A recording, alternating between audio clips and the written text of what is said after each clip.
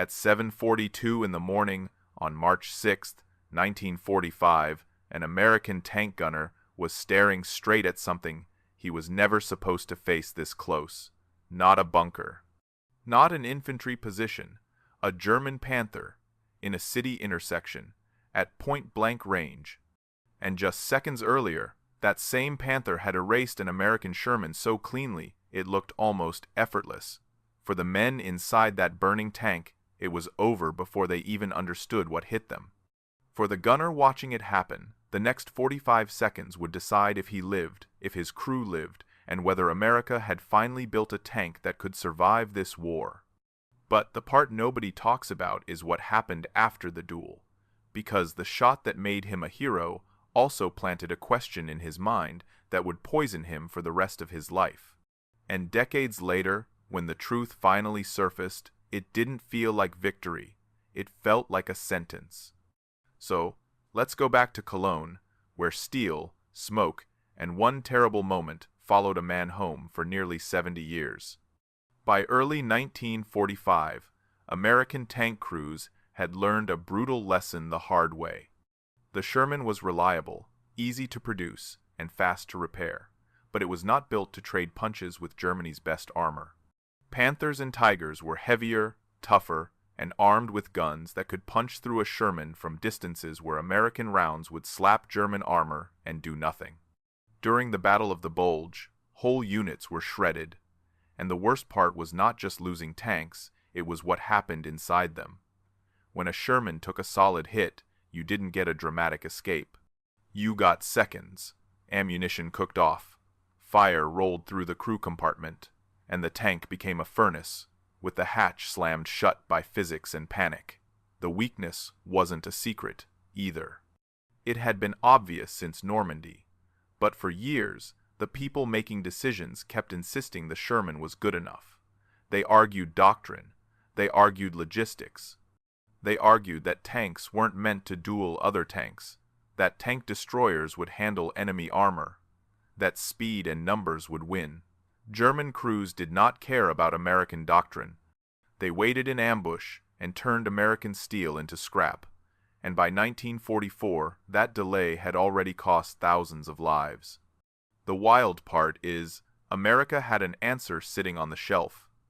The Ordnance Department had been working on a heavier tank concept as far back as 1942. Prototypes were tested, improved, armored up, upgraded, and refined. The program was messy and slow, because every improvement meant more weight and more complexity, and the Army's leadership kept pushing back. Why change? Why complicate production? Why fix what isn't broken? That logic sounds neat on a whiteboard. On a battlefield, it meant young men climbing into thin armor and hoping the first German gunner missed. By late 1944, reality became too loud to ignore. The Ardennes offensive shattered the illusion. Hundreds of German tanks hit the American line, and once again, Sherman crews fought hard and died fast. After that, nobody could pretend anymore. If America wanted its tankers to survive, they needed something that could stare down Panthers and not flinch. That's when the Pershing finally arrived. In January 1945, the first batch of T-26E3 heavy tanks, later designated the M26 Pershing, came into Europe through Antwerp. There were only around 20 of them. That's it. 20 heavy tanks in all of Europe, at a time when entire battles could consume more vehicles than that in a day. The Army split them between veteran divisions.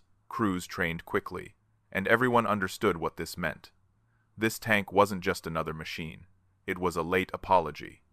It had thicker frontal armor, a 90mm gun that hit like a hammer, and for the first time, American tankers had something built to fight back.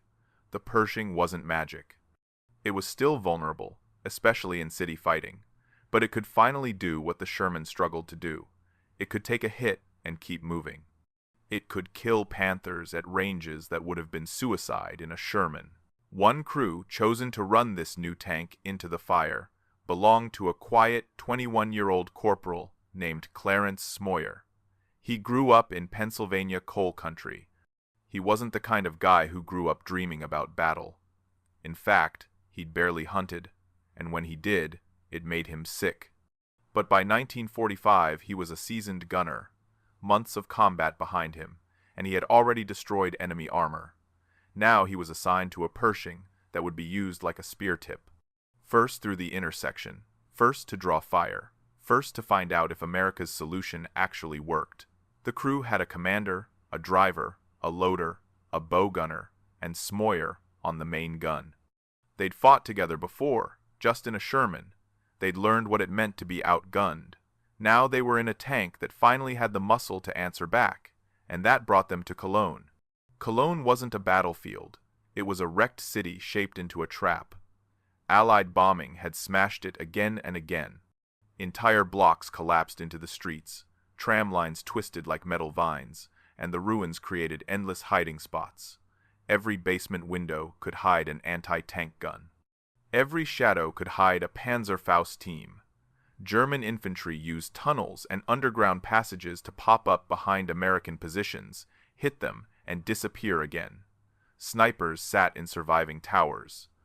Anti-tank crews waited until a vehicle passed, then fired into thinner rear armor. That's what made city fighting different. Out, in open fields, armor thickness and gun range mattered. In a city, a cheap handheld weapon fired from 20 feet away didn't care how thick your armor was, and a Molotov cocktail dropped on an engine deck didn't care how powerful your gun was. The Pershing had advantages, but in Cologne those advantages came with new problems. It was heavier. Some bridges couldn't support it. Streets that a Sherman could navigate became tight, dangerous corridors. In a ruined city, being big and powerful also meant being easier to trap. On the morning of March 6th, Smoyer's Pershing rolled forward into the streets toward the city center. Ahead, rising above the wreckage, were the twin spires of Cologne Cathedral. That cathedral, somehow, had survived. It stood like a monument above the rubble, a landmark for every unit moving through the city. The closer the Pershing got, the wider the streets became, and wide streets were a nightmare. Wider streets meant longer sight lines. Longer sight lines meant enemy gunners had more time to aim. The crew moved carefully, stopping, checking, scanning, listening. For a moment, it almost felt too quiet. German resistance seemed lighter. Most German forces had pulled back across the Rhine, leaving rear guards and volunteers to stall the Americans while bridges were prepared for demolition. But then the radio snapped with new orders. Enemy tanks near the cathedral, Panthers confirmed, infantry pinned down, Shermans already trying to recon the square. The crew inside the Pershing went silent in that way people do when everyone understands what those words mean. A panther in a city is not a rumor you shrug off. It's a predator in a maze. Then they heard it, the heavy boom of tank gunfire echoing through stone and smoke. 2 shots, a pause, then another. The radio exploded with panic. A Sherman hit, crew bailing out. Another Sherman taking fire. Panther position unknown but close. That's when the Pershing crew realized they weren't arriving to a fight. They were arriving to a kill zone that had already begun. And because the Pershing was the only heavy tank in position, the job fell to them. They had to push forward and remove the Panther, or the entire advance would freeze. They moved toward the cathedral square, and as they approached, the first destroyed Sherman came into view through haze and smoke. It sat at a strange angle, lifeless, with smoke pouring out of an open hatch. Its gun tube pointed skyward like a broken arm. That sight alone told Smoyer everything about the enemy crew. This was not lucky shooting. This was professional. The Panther gunners had placed their shots where they wanted. If the Pershing rolled into the open without a plan, it would die the same way. The Pershing stopped in partial cover while the commander assessed. And in a moment that feels unreal today, a Signal Corps cameraman named Jim Bates was there too, filming. He had already captured the Shermans being hit. Now he wanted the next part. A duel between a Pershing and a Panther in the center of Cologne was the kind of footage that would end up in American theaters. So while the tank crew prepared to fight for their lives, someone set up a camera to record it. The commander studied the square and spotted the Panther in ambush, partially concealed, covering the approach. A frontal duel across open ground could go either way. Both guns could penetrate each other at that range. But there was an option. A parallel side street offered a flanking approach. If the Pershing looped around and entered the square from a different angle, it could expose the Panther's side armor. Side armor was thinner. Side armor was where you aimed to kill. That plan had one problem: timing. The Panther turret could rotate. If the German crew reacted fast enough, the Pershing would be staring down the barrel anyway. But in war, you don't get perfect options. You get the least awful one. The commander climbed back into the tank, explained the maneuver, and the loader slammed an armor-piercing round into the breech. Smoyer traversed the turret, lining up the angle he'd need when the Panther came into view. The Pershing rolled. As they approached the intersection, the street narrowed, debris scraping under the tracks. Smoyer kept his eye pressed to the sight, waiting for the Panther to appear in his reticle. 20 yards. Then the Pershing's front edge crept into the intersection, and the Panther was there, exactly where they expected, only closer than expected, about 100 yards, which in tank terms is almost touching distance. And the Panther turret was already moving. The long gun barrel was rotating toward them faster than anyone wanted to see. That meant the German crew had heard them, located them, and reacted immediately. The driver made a decision that probably saved everyone inside. He didn't stop. Stopping would make them a stationary target. In a city intersection, a stationary tank becomes a dead tank. He pushed forward instead, gunning the Pershing through the open space. Smoyer saw the Panther's gun swing toward them and felt that primal fear you only get when you know the next second could erase you. But training took over. American tanks typically didn't fire accurately on the move because their guns weren't stabilized. Firing while moving lowered accuracy.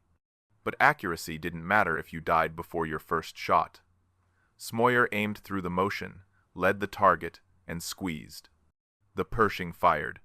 The 90mm round crossed the distance almost instantly and struck high on the Panther's turret, throwing sparks and fragments. It was a solid hit, but not a kill. The Pershing stopped in the intersection, fully exposed, but now the gunner could aim properly, and the loader was already ramming in the next armor-piercing round. Smoyer adjusted lower, targeting the side and turret ring area where penetration would wreck everything inside. He fired again. This shot punched through the Panther's side armor, tore through the crew compartment, and blew out the opposite side. Systems failed. Hydraulics ruptured. Ammunition began to ignite. The German crew started bailing out. Smoyer fired a third time to finish it. Flames erupted and spread quickly, and within seconds, the Panther was engulfed. From the first shot to the burning Panther, it took roughly 45 seconds. The Panther never fired. That detail matters because it means the duel wasn't a dramatic exchange. It was a sudden execution, decided by seconds, angles, and a driver who refused to stop. Jim Bates captured it all on film. Smoke, muzzle flashes, the Pershing sliding into view, the Panther burning beside the cathedral. It became one of the most famous pieces of armored combat footage from the war. For the Pershing, it was proof. America finally had a tank that could do this. For Smoyer, it was supposed to be the moment he'd remember as a triumph, but the day wasn't finished with him yet. Hours later, deeper in the city, the Pershing moved through another narrow street when a black automobile suddenly raced across an intersection. In that environment, any moving vehicle was suspicious. Civilians had mostly been evacuated. A speeding car could mean enemy officers, a courier, or something worse. Smoyer opened fire with the coaxial machine gun as the car crossed. At the same time, from a concealed position, a German Panzer IV also fired at the car. The vehicle jerked, glass shattered, a passenger door opened, a figure fell onto the street and didn't move. Only after that did the Pershing crew spot the German tank. It was a Panzer IV, older than the Panther, but still dangerous. The German tank tried to withdraw behind a damaged building, using cover.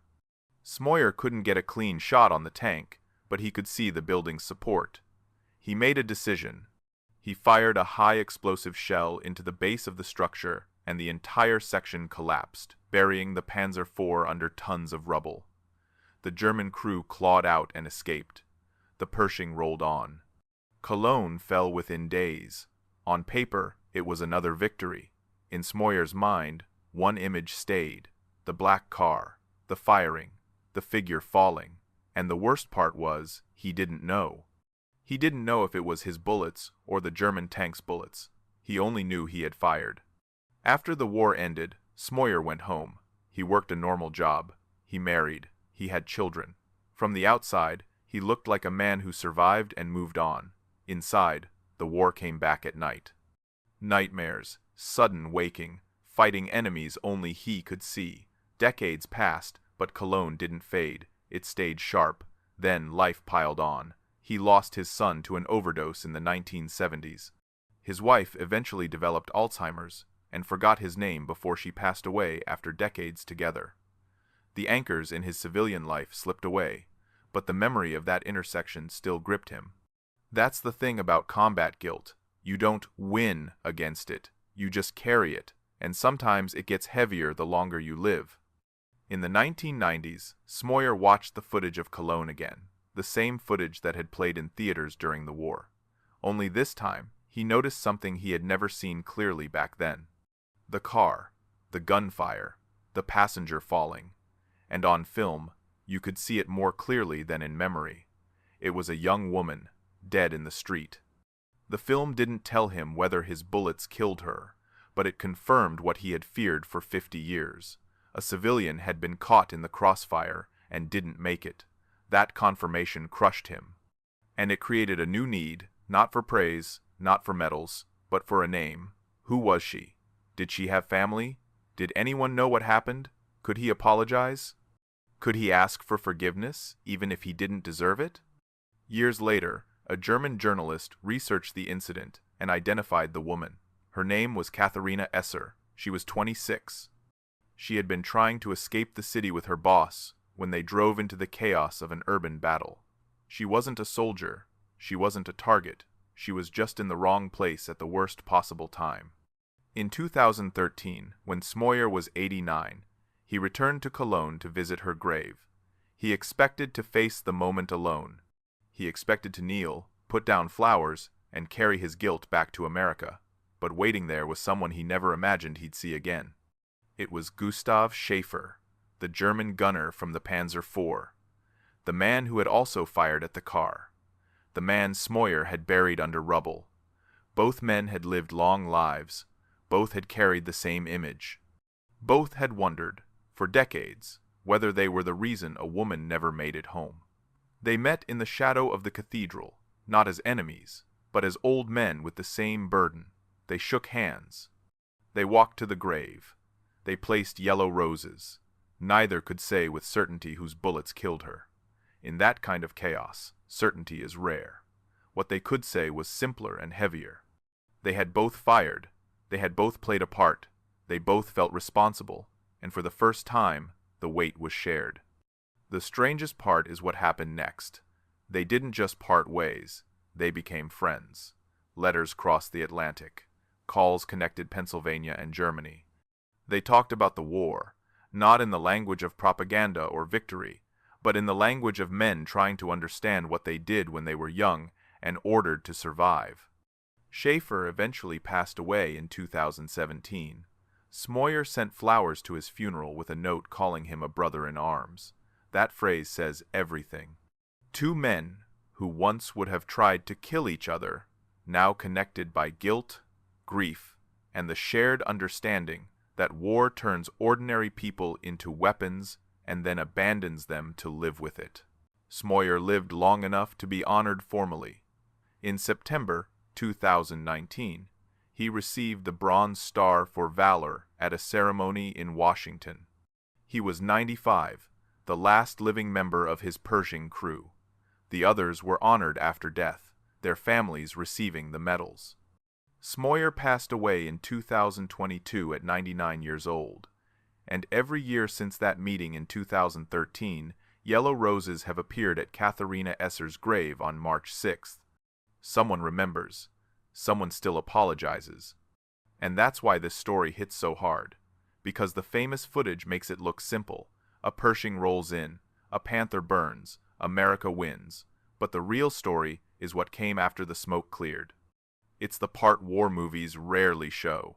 The part where a man can do everything right in battle, save his crew, change military history, and still spend decades trapped in one moment he can't undo. That 45-second duel proved America finally had the tank it needed. But it also proved something else. The strongest armor in the world cannot protect you from what you carry in your head afterward.